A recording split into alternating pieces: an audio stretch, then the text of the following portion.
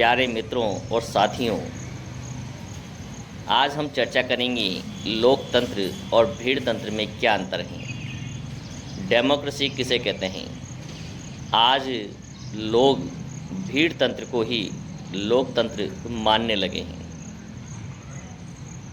राजनीति के बहुत बड़े विचारक हुए मॉन्टेस्क्यू और हॉब्स, जिन्होंने अपनी विचार रखते हुए स्पष्ट रूप से बताया था कि भीड़ तंत्र कभी भी लोकतंत्र नहीं हो सकता है और लोकतंत्र की तुलना भीड़ तंत्र से नहीं की जा सकती है। लेकिन आज ऐसा दिखाई दे रहा है कि भीड़ तंत्र को ही लोग लोकतंत्र मान बैठे हैं। भीड़ तंत्र उसे कहते हैं जो विचारकों ने अपने विचार प्रकट किए, उसके आधार पर हम ये बात कर रहे हैं। भीड़ तंत्र का तात्पर्य है कि जहाँ पर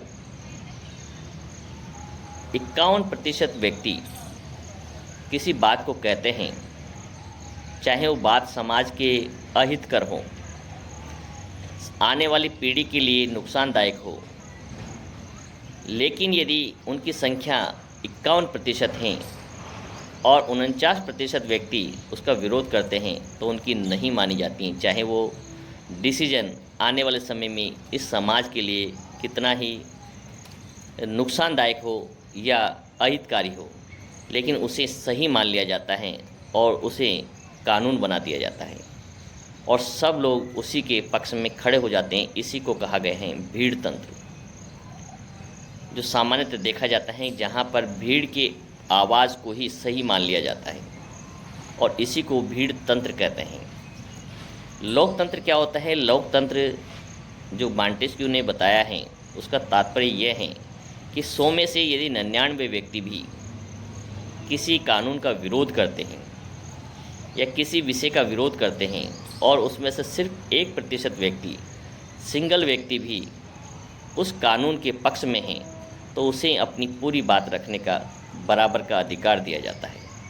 उसके तर्कों को सुना जाता है और उस कानून की अच्छाई और बुराई की तुलना की जाती है और तुलनात्मक रूप से उसका निर्णय किया जाता है, न कि भीड़ की संख्या के आधार पर।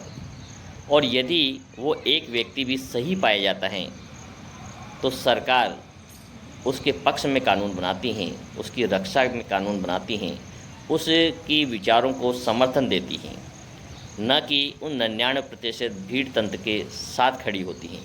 इसी को कहा गया है वास्तविक रूप से डेमोक्रेसी। डेमोक्रेसी में हर व्यक्ति को अपनी बात को रखने का अधिकार दिया जाता है, अपने विचारों को प्रकट करने का अधिकार दिया जाता है और तर्क के आधार पर कोई कानून का निर्माण किया जाता है, आने वाली योजनाओं का निर्माण किया जाता है। इसी को वास्तविक रूप में डेमोक्रेसी कहा जाता है।